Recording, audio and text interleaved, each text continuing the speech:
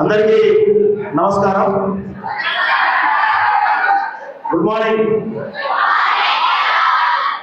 వేదిక మీద ఉన్నటువంటి డాక్టర్ వినయ్ కుమార్ గారికి మరియు అరుణ్ గారికి మరియు నల్గొండ నుంచి వచ్చినటువంటి సార్ గారికి అందరికి కూడా నా నమస్కారాలు. సో ఒకసారి మీరందరూ 10th ఎగ్జామ్స్ రాస్తున్నారు కదా, ఎప్పటి నుంచి ఎగ్జామ్స్? ఓకే, ఇందులో ఎంతమందికి డాక్టర్లు కావాలన్నది సో చేయలేదండి. డాక్టర్స్ ఇక్కడ వినయ్ కుమార్ గారు సీనియర్ డాక్టర్. సార్ దగ్గరికి ఎవరు వస్తారు తెలుసా?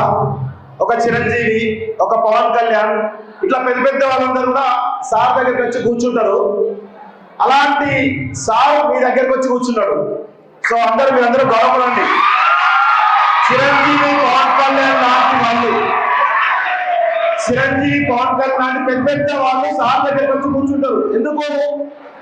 సారు ఒక స్పెషలిస్ట్, గ్యాస్ట్రోఎంట్రాలజిస్ట్ స్పెషలిస్ట్ సార్ దగ్గరికి వచ్చి కూర్చుంటారు. అలాంటి సార్ మీ దగ్గరికి వచ్చిండు. మీరందరూ కూడా చాలా జాగ్రత్తగా ఎగ్జామ్స్ రాయాలి. ఇందులో కలెక్టర్లు, ఐఏఎస్ అధికారులు ఎంతమంది అనుకుంటారు? Collectors, police officers. Police officer చాలా మంది కావాలనుకుంటారు అయితే. Okay, very good.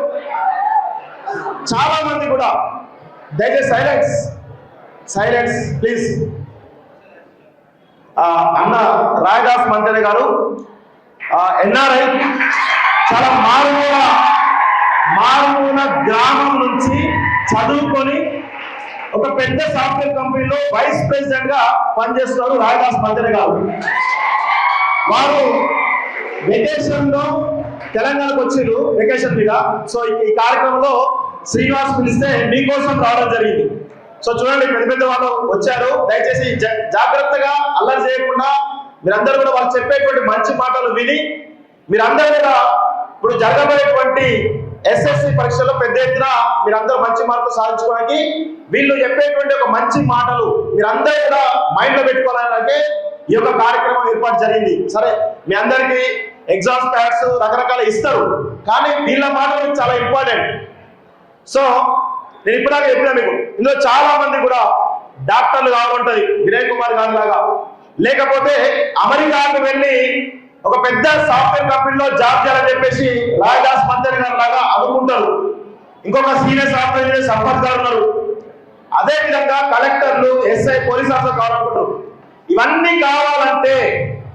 కావాలంటే మొదటి మెట్టు 10వ తరగతి పరీక్షలో మంచి మార్కులు రావడం. అవునా కాదా? ఇది మొదటి మెట్టు మీకు. దీని తర్వాత మీకు చాలా ఉంటాయి. ఇంటర్మీడియట్ ఉంటుంది, తర్వాత ఇంటర్మీడియట్ తర్వాత మీరు డిగ్రీకి వెళ్ళాలా, బీటెక్ చేయాలా, ఎంబీబీఎస్ చేయాలా, లేకపోతే లా చేయాలా, రకరకాల ఆప్షన్లు ఇంటర్మీడియట్ తర్వాత ఉంటాయి.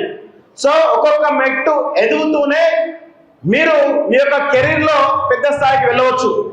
సో అది మీ ఇంటర్మీడియట్ తర్వాత మీరు తీసుకున్నటువంటి డెసిషన్స్, మీ పేరెంట్స్ తీసుకున్నటువంటి డెసిషన్స్ మీద ఆధారపడి ఉంటుంది. ఇంకొక విషయం కూడా చెప్తా మిత్రులారా, మీరందరూ కూడా 10వ తరగతి పరీక్ష అనగానే ఎవరికైనా భయం ఉందా? ఇక్కడ భయము, బీడియము ఉందా? ఎందుకు ఉన్నది మీకు? సిలబస్ చెప్పలేదా? పాస్ కావాలనా? అంటే పాస్ కావాలంటే ఎవరి లోపం? ఇక్కడ పాస్ కావాలంటే ఎవరి లోపం? మీ లోపమా? మీ పేరెంట్స్ లోపమా? మీరు చదువు చెప్పినటువంటి టీచర్స్ లోపమా? మీ లోపం. ఎందుకు మీ లోపం ఉన్నది? చదువుకోవట్లేదు, అంతేనా? ఎందుకు చదువుకోవట్లేదు? చదువుకోవాలి కదా. నేను ఒకటే అడుగుతున్నాను ఇక్కడ మీకు. ఫస్ట్ ఆఫ్ ఆల్ ఎస్ఎస్సి పరీక్ష అనగానే ఇది ఒక పెద్ద ఎగ్జాము. మనం ఫెయిల్ అయితే సమాజం అందరూ తిడతారు, లేకపోతే పేరెంట్స్ తిడతారు, లేకపోతే టీచర్స్ తిడతారు అని చెప్పేసి ఒక భయం కొద్దీ మీకు వచ్చేటువంటి, అంటే మీరు నేర్చుకున్నటువంటి చదువును కూడా మర్చిపోతుంటారు. అంటే ఫస్ట్ మీలో ఉన్నటువంటి ఒక భయాన్ని తొలగించండి. మీలో ఉన్నటువంటి భయం, బీడియం ఏదైతే ఉందో తొలగించి మీ పైన మీరు నమ్మకం పెట్టుకోండి. ఆ నమ్మకం ఏంది? నేను ఖచ్చితంగా మంచిగా రాస్తాను, అంటే ఐ కెన్ డూ ఇట్, అంటే నేను చేయగలను, నేను చేస్తాను అనేటువంటి ఒక సంకల్పంతో మీరందరూ ఎగ్జామ్స్ రాస్తే భయం లేకుండా రాసి మీ మీద మీరు నమ్మకం పెట్టుకొని నేను ఖచ్చితంగా రాయగలుగుతా, ఖచ్చితంగా పాస్ కాగలుగుతా, ఖచ్చితంగా మంచి స్కోర్ చేసుకొని మీ చుట్టుపక్కల ఉన్నటువంటి మీ యొక్క బంధువులు మిత్రుల సంబంధించిన టాప్ రాగలుగుతున్నటువంటి ఒక నమ్మకం ఉండాలి. ఉండాలా లేదా? భయపడతారా? ఎగ్జామ్ అంటే భయపడతారా? ఇప్పుడు మీరు చాలా ఎగ్జామ్స్ రాస్తుంటారు ఇప్పటివరకు 10వ తరగతి వరకు. 10వ తరగతిలోనే మీరు ఏది చిన్న చిన్న యూనిట్ టెస్ట్ రాస్తారు, ఫ్రీ ఫైనల్ రాస్తారు, సెమీఫైనల్, క్వార్టర్ ఫైనల్స్ అని చెప్పి చాలా టెస్ట్ రాస్తుంటారు కదా. మరి అన్ని టెస్టులు రాసిన తర్వాత కూడా, అన్ని పరీక్షలు రాసిన తర్వాత కూడా ఎందుకు భయం అవుతుంది? ఆ భయాన్ని దయచేసి మీరు తొలగించండి. నేను ఖచ్చితంగా పాస్ కాగలుగుతా, పాస్ కావాలనే కాదు, నేను భవిష్యత్తులో డాక్టర్ కావాలన్నా, లాయర్ కావాలన్నా, ఒక ఐఏఎస్ కావాలన్నా, లేకపోతే ఒక పోలీస్ ఆఫీసర్ కావాలన్నా కానీ ఈ యొక్క పరీక్షలో నేను మంచి మార్కులు తెచ్చుకుంటానేటువంటి ఒక నమ్మకం మనకు ఉండాలి. ఆ నమ్మకం ఉన్నప్పుడే మీరు భవిష్యత్తులో మీ ఫ్యూచర్లో ఏదైతే మీకు ఒక డ్రీమ్ ఉంటుంది, ఆ డ్రీమ్ సాధించడానికి ఇదొక మొదటి మెట్టు. సో ఖచ్చితంగా మీరు ఈ పరీక్ష అనేది ఫస్ట్ ఆఫ్ ఆల్ మీలో ఉన్నటువంటి భయాన్ని తీసేయండి. కష్టపడి చదివిన ప్రతి ఒక్కరు కూడా పాస్ అవుతారు. కొన్ని సందర్భాల్లో ఫెయిల్ కూడా అవుతారు భయంతో. ఎందుకు భయం ఉంటుంది కాబట్టి ఫెయిల్ అవుతారు. కానీ కష్టపడిన వాడు ఎప్పటికి కూడా పాస్ కాదు. కష్టపడండి, రోజు చదవండి, రోజు చదివి మీకు వచ్చేటువంటి ఈ ఎగ్జామ్స్ లో వచ్చేటువంటి ప్రశ్నలు ఏవైతే ఉంటాయో వాటికి సంబంధించి నేను రాయగలనటువంటి ఒక దృఢమైనటువంటి సంకల్పంతో మీరు విజయం సాధించాలని చెప్పేసి మేము కోరుకుంటున్నాం.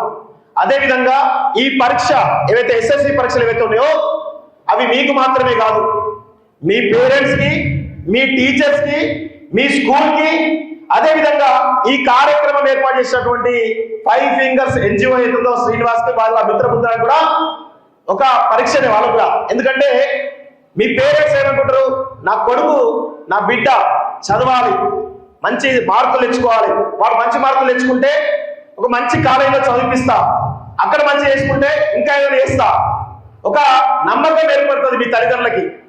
అంటే మీరు ఇందులో ఒక బాధ్యతగా, ఒక నమ్మకంతో, ఒక భయం లేకుండా మీ మీద మీరు నమ్మకం పెట్టుకొని కష్టపడి చదివితే కనుక మీరు మంచి మార్కులు సాధించగలుగుతారు.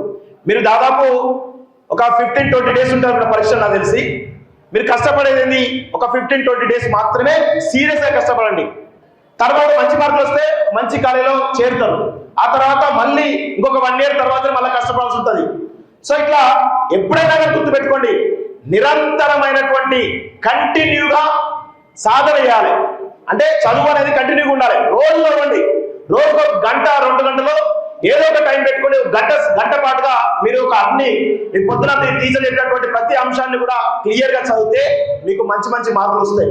దయచేసి పరీక్ష అనేటువంటి ఒక భయాన్ని మైండ్లో నుంచి తీసేసి నేను చేయగలను, నేను రాయగలను, నేను పాస్ కాగలను, నేను టాప్ ర్యాంక్ తెచ్చుకోగలనటువంటి ఒక నమ్మకం మీలో పెట్టుకుంటే మీరు అనేకమైనటువంటి విజయాలు సాధిస్తారు. సో ఈ మొదటి మెట్టులో మీరందరూ కూడా అందరూ మంచి మార్కులు తెచ్చుకుంటారా? చెప్పండి అందరూ. మీ కెరీర్ లో ఇదొక మైలురాయిగా ఎంచుకోవాలి. ఆమె రైట్? సో ఆ దిశగా మీరందరూ కూడా మంచిగా రాసి మంచిగా మార్కులు తెచ్చుకోవాలని, టాప్ మార్కులు తెచ్చుకోవాలని చెప్పేసి కూడా మనస్ఫూర్తిగా కోరుకుంటూ నా యొక్క అవకాశం కూడా ధన్యవాదాలు.